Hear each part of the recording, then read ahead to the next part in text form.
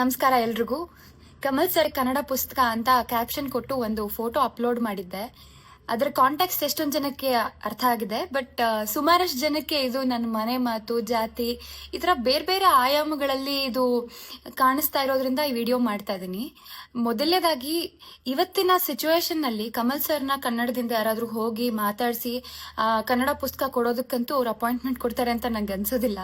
ಇದು ಒಂದು 3-4 ತಿಂಗಳ ಹಿಂದೆ ನಾನು ಡೈರೆಕ್ಟ್ ಮಾಡ್ತಾ ಇರೋ ಡಿ ಡಿಕ್ಕಿ ಸಿನಿಮಾ ಪ್ರಮೋಷನ್ಗಾಗಿ ತುಂಬ ಕಷ್ಟಪಟ್ಕೊಂಡು ನಾನು ನಮ್ಮ ಪ್ರೊಡ್ಯೂಸರ್ ಟೀಮ್ ಎಲ್ಲರೂ ಹೋಗಿ ಅವ್ರನ್ನ ಭೇಟಿಯಾಗಿದ್ವಿ.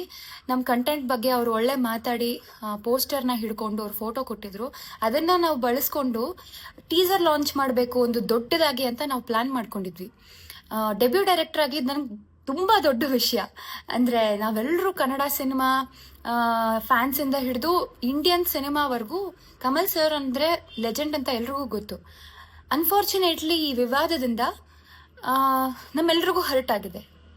ಅಂದರೆ ಲಿಂಗ್ವಿಸ್ಟಿಕ್ ಸೆಕ್ಯುಲರಿಸಮ್ ನಮ್ಮೆಲ್ರಿಗೂ ಇದೆ, ಬಟ್ ಕನ್ನಡ ವಿರೋಧಿ ಸ್ಟೇಟ್ಮೆಂಟ್ ಕೊಟ್ಟು ಸಾರಿನೂ ಕೇಳಲ್ಲ ಅನ್ನೋ ಧೋರಣೆನ ನಾವ್ಯಾರೂ ಸಪೋರ್ಟ್ ಮಾಡಲ್ಲ ಅನ್ನೋ ಕಾರಣಕ್ಕೆ ಈ ಒಂದು ಇವೆಂಟ್ನ ನಾವು ಡ್ರಾಪ್ ಮಾಡ್ತಾ ಇದೀವಿ. ಈ ಸಿನಿಮಾ ಪ್ರಮೋಷನ್ ಯಾವುದು ನಮ್ಗೆ ಬೇಡ ಅಂತ ಹೇಳಿ.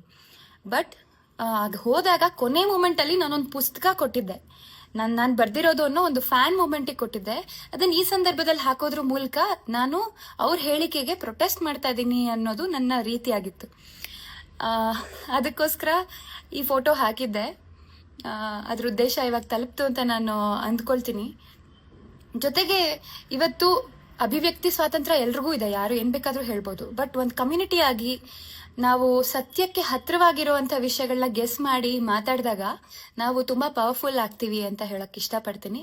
ರಾಜಕೀಯವಾಗಿರ್ಬೋದು, ಸಾಮಾಜಿಕವಾಗಿರ್ಬೋದು, ಧಾರ್ಮಿಕವಾಗಿರ್ಬೋದು, ನಾವೆಲ್ಲರೂ ತುಂಬ ಸ್ಟ್ರಾಂಗ್ ಆಗಬೇಕು ಅಂತಂದರೆ ನಮ್ಮ ಊಹೆ ಅಥವಾ ಇಂಟ್ಯೂಷನ್ಗಳು, ಇನ್ಸೈಟ್ಗಳು ಸತ್ಯಕ್ಕೆ ಹತ್ತಿರವಾಗಿರಲಿ ಅಂತ ಹೇಳ್ತಾ ಈ ವಿಡಿಯೋ ಮುಗಿಸ್ತಾ ಇದ್ದೀನಿ. Thank you very much.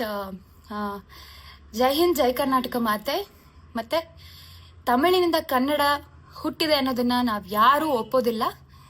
ಧನ್ಯವಾದ.